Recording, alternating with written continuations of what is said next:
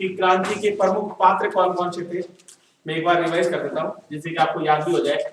सबसे पहले हमने पढ़ा था पामस्टर्न के बारे में। किसके बारे में पढ़ा था? पामस्टर्न। पूरा नाम क्या था? विस्काउंट पामस्टर्न। ये तो कौन था? 1857 की क्रांति के समय पढ़ाते समय एक तो लिखे नहीं आप, बाद में लिखे, आपके पास टाइम खूब रहेगा। तो ये था इंग्लैंड का प्रधानमंत्री। कब? 1857 की क्रांति के समय। एक हमने पढ़ा था लॉर्ड कैनिंग। इसको पढ़ा था लॉर्ड कैनिंग। ये कौन था?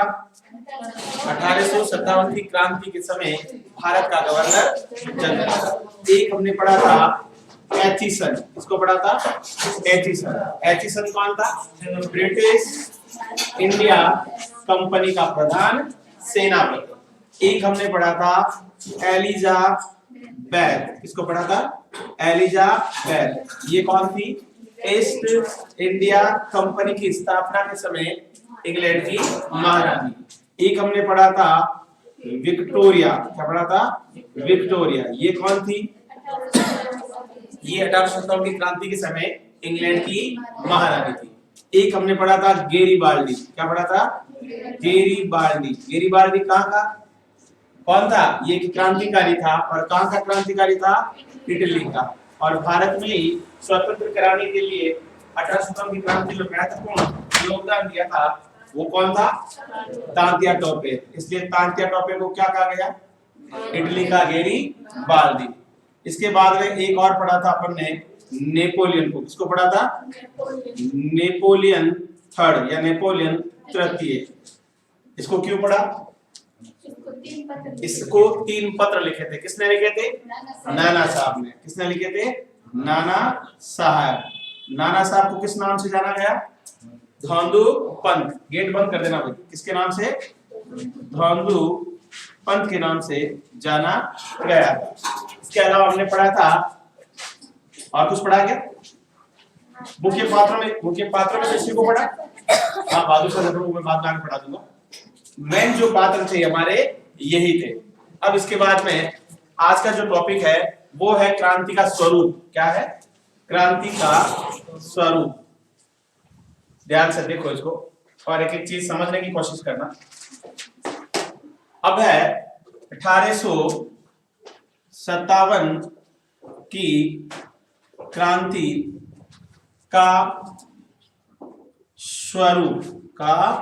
स्वरूप। ब्रिटिश कालीन भारतीय इतिहासकारों ने और भारत के इतिहासकारों ने दोनों ने ही 1857 की क्रांति के बारे में अलग अलग मत व्यक्त किए।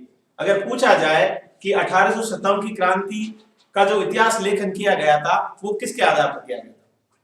किसके आधार पर किया गया था? चित्रों के आधार पर। किसके आधार पर किया गया था? ध्यान से सुनना। चित्रों के आधार पर, कार्टूनों के आधार पर और कई भित्ति चित्र भी बने थे। इन भित्ति चित्रों के आधार पर क्या किया गया था? इतिहास का लेखन किया गया था। इतिहास के जो साक्ष्य हैं या जिसे हम स्रोत कहते हैं उनका अभाव था। क्या था? उनका अभाव होने के कारण हमें पता नहीं लगा कि इसका स्वरूप कैसा था। साक्ष्य या स्रोत का मतलब एक ही होता है। स्रोत का मतलब होता है ऐसे इतिहासकार जिन्होंने 1857 की भारत क्रांति के बारे में कुछ लिखा हो, लेकिन क्यों नहीं लिख पाए? उनके पास क्या नहीं थे? स्रोत नहीं थे। स्रोत केवल और केवल क्या थे? या तो कोई चित्र बने हुए थे, या कोई कार्टून था, या कोई भित्ति चित्र थे। इनके अलावा लिखित साक्ष्य कुछ भी नहीं था। इसीलिए 1857 की क्रांति पर ज्यादातर बुक नहीं लिखी गई और जो भी लिखी गई वो अनुमान के आधार पर लिखी गई। किसी को भी ये पता नहीं था कि ये क्रांति योजनाबद्ध रूप से थी या योजनाबद्ध रूप से नहीं थी। ये क्रांति दो तरह से चली थी, दो विचारों से। कुछ लोगों ने तो क्या कहा था कि ये कैसी थी? योजनाबद्ध थी। योजनाबद्ध का मतलब जानते हैं? Pre planning. पहले प्लानिंग करते हैं। मान लीजिए आप जॉब की तैयारी कर रहे हैं और जिस सेक्टर में जाना चाहते हैं 12th के बाद आप अपना एक प्लानिंग बना लेते हैं। मुझे आरएस बनना, आईएएस बनना, टीचर बनना, पुलिस में जाना। उसके अनुसार आप क्या करते हैं? अपने सब्जेक्ट का चयन करते हैं। उसी तरह इस क्रांति को करना है, इसके लिए पहले क्या बनाई? योजना बनाई। कुछ लोगों ने तो ऐसा कहा और कुछ लोगों ने कहा कि नहीं, ये तो क्या थी? अचानक हुई थी, ये योजनाबद्ध नहीं थी। ये सारा किसके आधार पर कहा? इन्हीं के आधार पर, चित्रों से हमें किसकी जानकारी मिलती है? कोई भी एक चित्र है, उस चित्र को देखकर कोई व्यक्ति क्या क्या चीजें सोच सकता है, उनसे किस एक चित्र के द्वारा 3 चीजें मिलती है। एक तो मिलता है उसकी भावना, उसकी भावनाओं के बारे में अगर पता करना है तो किसी व्यक्ति को एक चित्र दिखा दो और बोलो कि इसके बारे में आपके क्या विचार है, और वो विचार जब तक बाहर नहीं आएंगे तब तक वो भावना के रूप में कहलाएंगे। किसके रूप में कहलाएंगे? भावना। तो चित्रों के द्वारा एक तो भावनाओं की जानकारी मिलती है, दूसरी उसकी सोच के बारे में, दूसरी उसके सोच के बारे में, और तीसरी जानकारी मिलती है प्रतिशोध के बारे में। किसकी जानकारी? प्रतिशोध का मतलब जानते हैं? बदला। प्रतिशोध का मतलब क्या होता है? बदला। यहां जो चित्र बनाए गए वो चित्र किसके आधार पर बनाए गए? अंग्रेजों की भावना का पता लगाने के लिए, अंग्रेजों की सोच का पता लगाने के लिए, और अंग्रेजों का प्रतिशोध का पता लगाने के लिए। इन तीनों के आधार पर अलग अलग विद्वानों के जो मत थे वो सारे के सारे क्या थे? अलग थे। अब मत कौन कौन से वो सुन लो, प्रश्न आएगा जो इनमें से आएगा। अभी तक बताया वो केवल आपको समझना था। तो जो इतिहासकार है, जितने भी इतिहासकार हुए, उन इतिहासकारों के जो मत थे वो क्या थे? अलग अलग थे। क्या थे? अलग अलग। प्रत्येक विद्वान ने, इतिहासकार ने 1857 की क्रांति के बारे में अपने अलग अलग मत दिए, और जो प्रश्न आएगा 8 इनमें से एक प्रश्न ज्यादातर आता रहता है। ध्यान से सुन लो। पहला है कि जो ये 1857 की क्रांति थी उसको अलग अलग विद्वानों ने अलग अलग नाम से जाना, वही था स्वरूप। स्वरूप का मतलब क्या होता है कि इस 1857 की क्रांति को कौन कौन से विद्वानों ने किस किस नाम से पुकारा। तो सबसे पहले जो विद्वान थे उन्होंने कहा कि ये कैसा विद्रोह है? सैनिक विद्रोह। कैसा विद्रोह है? सैनिक विद्रोह। प्रश्न आएगा तो किस तरह आएगा? निम्न में से कौन से इतिहासकारों ने 1857 की क्रांति को सैनिक विद्रोह कहा? तो उनमें विद्वानों के नाम होंगे। उनमें जो पहला विद्वान है उसका नाम था सीले। क्या नाम था? सीले।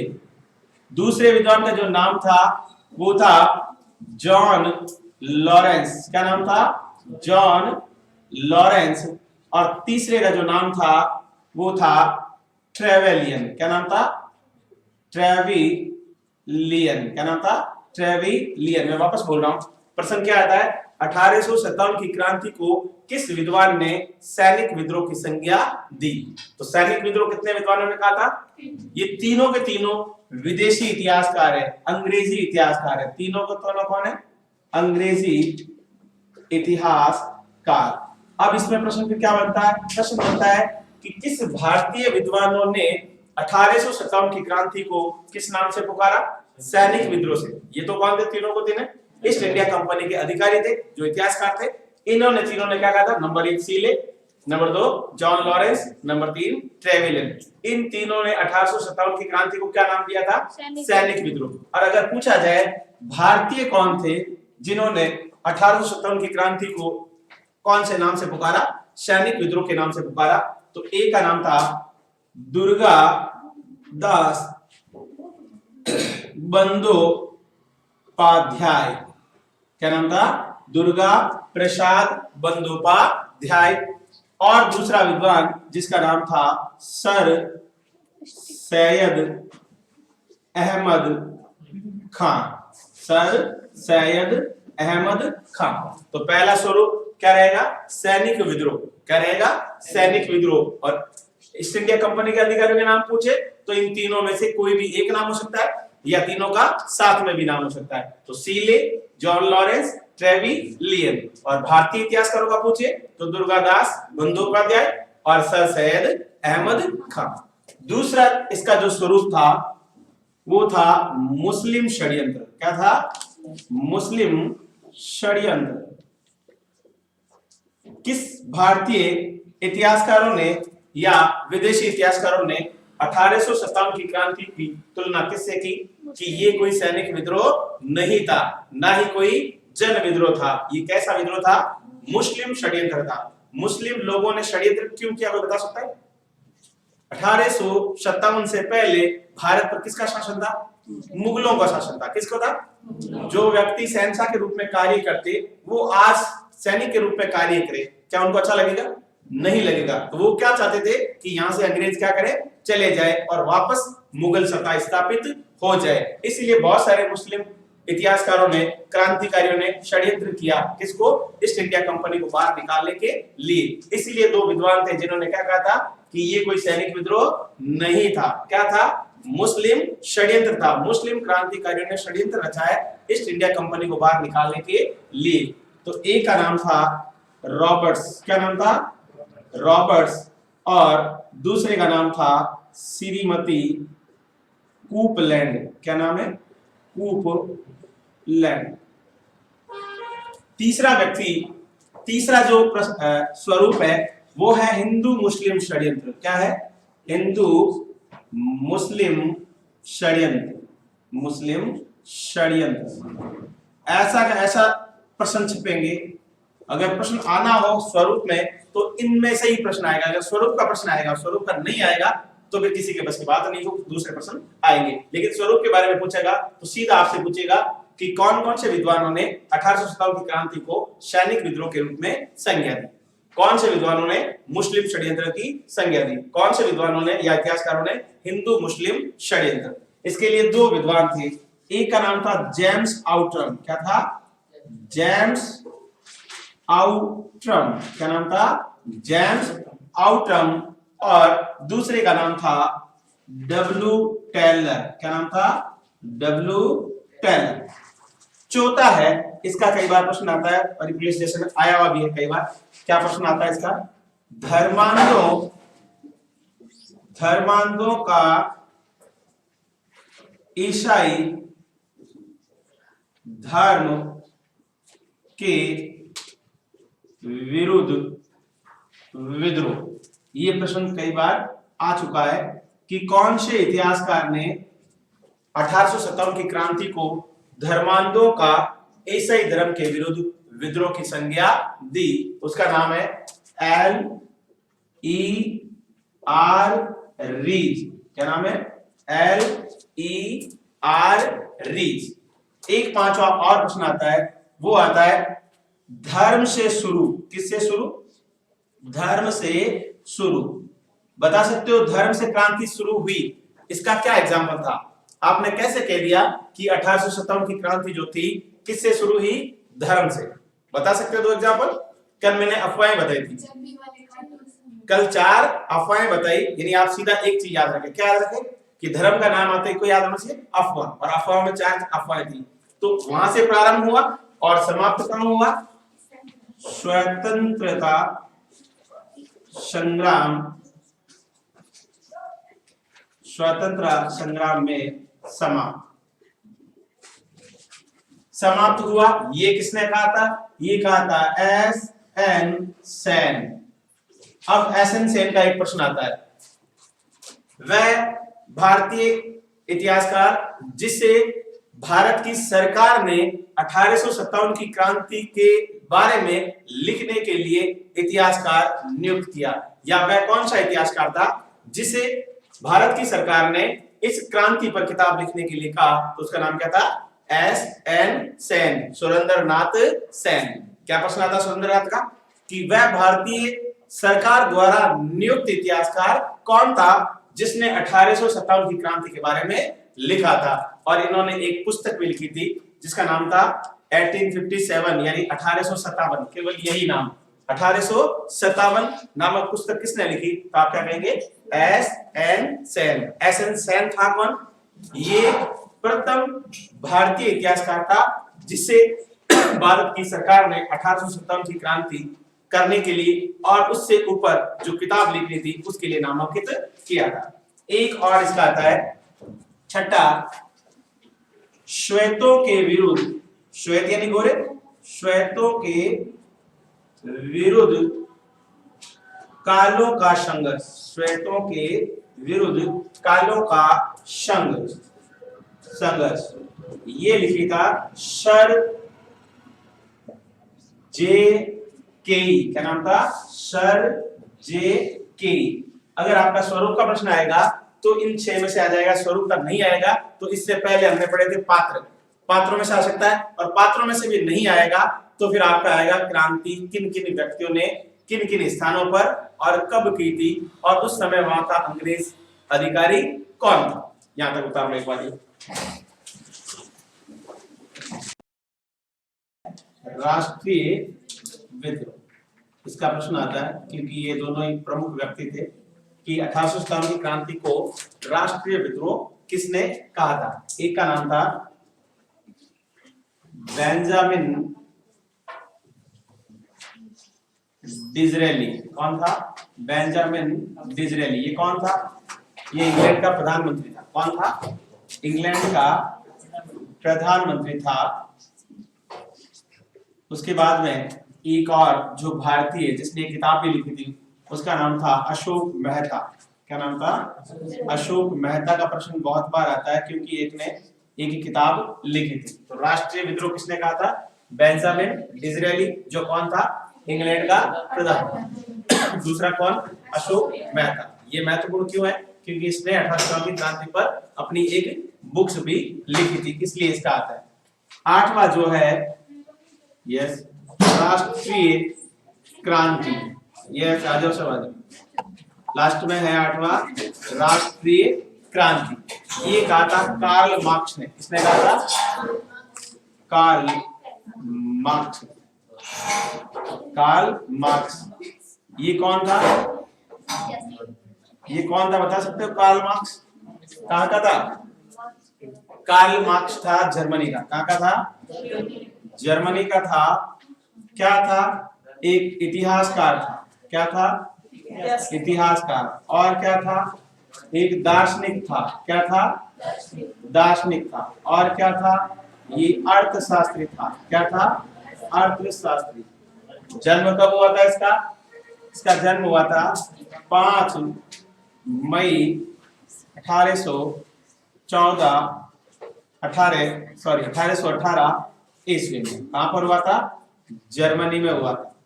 इसकी किताब के बारे में भी एक प्रश्न कई बार पूछा जाता है कि कार्ल मार्क्स ने अपनी एक किताब लिखी थी जिसका नाम था दास कैपिटल। क्या नाम था? Das Kapital. इसका भी प्रश्न आता है आपके कैपिटल। ये तो थे आपके कौन? स्वरूप के बारे में बताने वाले व्यक्ति। अब हम पढ़ेंगे इस क्रांति का प्रारंभ कहां से हुआ। क्रांति का प्रारंभ कहां से हुआ। अब इसको ध्यान से देखना। यहां से आपके आएंगे प्रश्न। यहां से आपके प्रश्न आएंगे। पहले ये दोनों उतार लो जिससे कि पूरा एक साथ लिखो। ये दोनों से कि आपको रटने की जरूरत नहीं पड़ती। महत्वपूर्ण पुस्तकें किससे संबंधित? 1857। आवाज बंद कर दीजिएगा पहले तो। 1857 की क्रांति में महत्वपूर्ण पुस्तकें लिखी गई थी। उन पुस्तकों का लेखन ईस्ट इंडिया कंपनी के अधिकारियों द्वारा बनाए गए चित्रों के माध्यम से, कार्टूनों के माध्यम से, उनकी भावनाओं के माध्यम से और 1857 की क्रांति के जो स्वरूप थे उन स्वरूपों के आधार पर इतिहास का लेखन किया गया। पहला जो किताब लिखी उस किताब का नाम है, पीछे आवाज बंद कर दीजिएगा लोग, बाहर जाना चाहिए आराम से, बढ़िया पढ़ लीजिए। पहली पुस्तक का नाम है the sepoy mutiny, the sepoy mutiny and the revolt of 1857। ये पहली बुक्स है जो 1857 की क्रांति पर लिखी गई। बुक्स का नाम है the sepoy mutiny and the revolt of 1857। ये लिखी थी आर.सी. दत्त ने। किसने लिखी थी? R C. Dutt, sorry R C. Majumdar ने। किसने लिखी थी? आर.सी. मजूमदार। पूरा नाम क्या हो जाएगा? रमेश चंद्र मजूमदार। आप तो केवल क्या रख लो? आर.सी. मजूमदार। दूसरी किताब देखो। दूसरी कैसे याद रखनी, इसको तो आपको याद रखना ही पड़ेगा। 3 किताबों को मैं यहीं याद करवा दूंगा। सबसे पहले तो किताब का नाम है, क्रांति का नाम क्या है? 1857। तो बुक्स का नाम भी क्या रह जाएगा? 1857 की क्रांति, यानी केवल 1857। इसको ऐसा नहीं लिखे, ऐसे लिख देगा 1857 या 7, चाहे ऐसा लिखा है या फिर ऐसा लिखा है। ये एक ही किताब का नाम है, क्रांति 1857 की तो 1857 के नाम से क्या लिखी गई, एक बुक्स लिखी गई, और वो लिखी थी एक भारतीय जिसका नाम था अशोक मेहता। क्या नाम था? अशोक मेहता। 1857 पूरा नाम क्या है? अशोक मेहता 1857। पूरा नाम याद कर लो इसका कि अशोक मेहता 1857, यानी 1857 की जो बुक्स है वो किसने लिखी थी? अशोक मेहता। नाम ही याद क्या कर लो पूरा, जब भी आप बोलो तो पूरा बोलो अशोक मेहता 1857, जिससे कि पहली बुक्स याद रह गए। दूसरा, केवल इस बुक्स के आगे एक नाम लिखना आपको, इस बुक्स के आगे केवल एक नाम याद रख लेना, वो हो जाएगा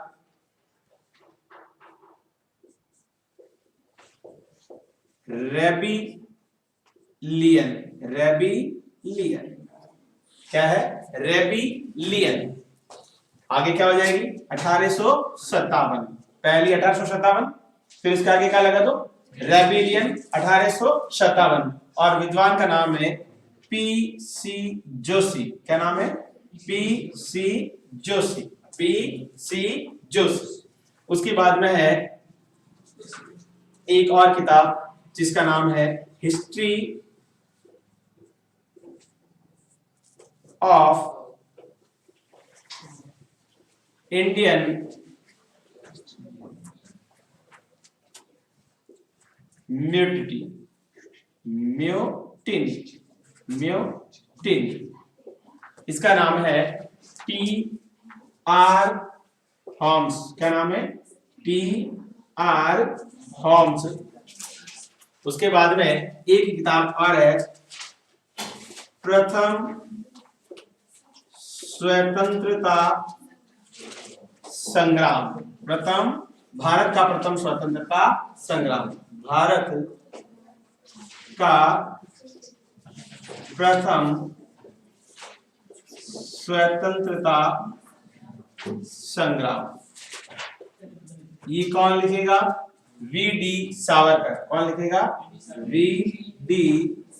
सावरकर। क्या नाम रहेगा? वी.डी. सावरकर। ज्यादातर इन चार किताबों में से प्रश्न आया हुआ आज तक, आप कहीं से उठा के देख लेना, या तो इसका पूछेगा, या इसका पूछेगा, या इसका पूछेगा। और बड़े एग्जाम होते हैं, सिपाही mutiny and the revolt of 1857, जो आर.सी. मजूमदार के लिए लिखी जाती है। और इसकी एक और है अशोक मेहता की, the great rebellion. The great rebellion क्या है? The great rebellion 1857। ये भी कौन है? अशोक मेहता। कौन है? अशोक मेहता। मेहता। ये उतार लो एक बार किताबों के नाम। प्रारंभ, क्रांति का प्रारंभ।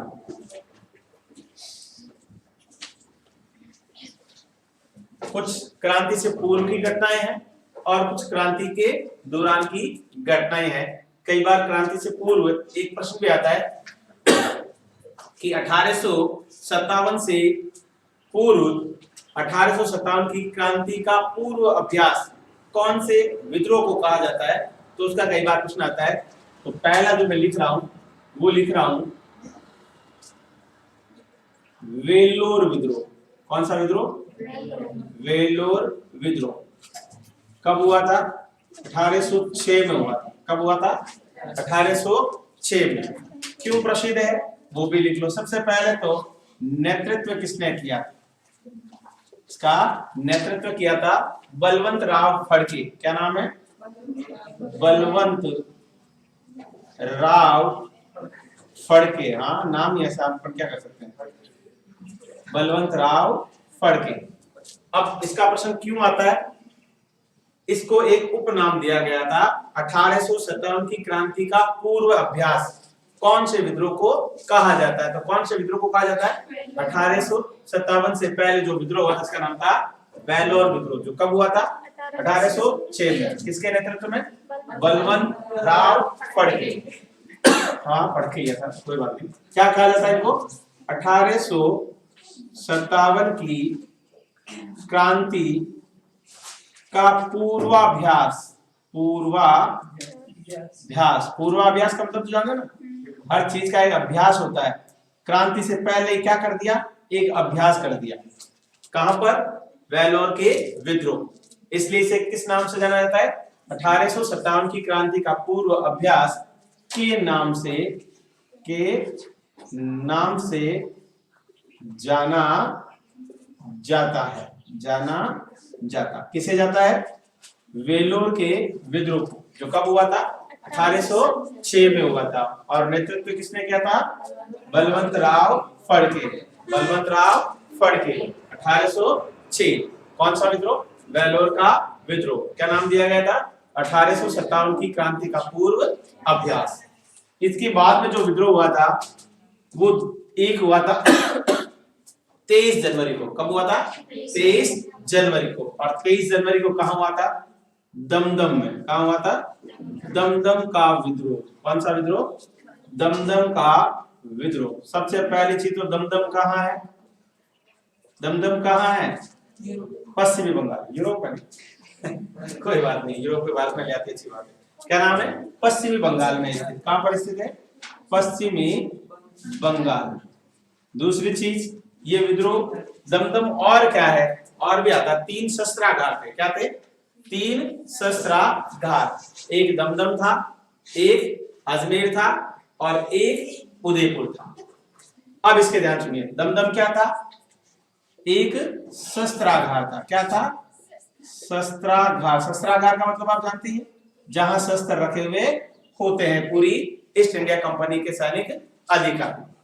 दमदम में विद्रोह हुआ कब था, तो यहां हुआ था 23 जनवरी 1857 को। कब हुआ था, 23 जनवरी 1857 को। क्यों हुआ था, इसलिए हुआ था कि सबसे पहले चर्बी युक्त कारतूसों का प्रयोग कहां किया गया, यही किया गया था। ध्यान से सुनना, प्रश्न आ जाए, चर्बी युक्त कारतूसों को सबसे पहले कहां लागू करने की योजना बनाई गई थी। कहां बनाई गई, दमदम। कहां बनाई गई, दमदम में। लेकिन यहाँ के सैनिकों ने क्या कर दिया, इस चर्बी युक्त कारतूस का प्रयोग करने का मना कर दिया। लेकिन फिर भी यहाँ क्या हो गई थी, छोटी मोटी क्रांति हुई थी, ज्यादा बड़ी क्रांति नहीं हुई थी। दमदम के बाद में तीसरा स्थान आता है बहरामपुर का। कौन सा आता है, बहरामपुर। बहरामपुर भी कहां पर है, पश्चिमी बंगाल में। कहां पर है, पश्चिमी बंगाल में। यहां विद्रोह कब हुआ था, यहां विद्रोह हुआ था 26 फरवरी 1857 को।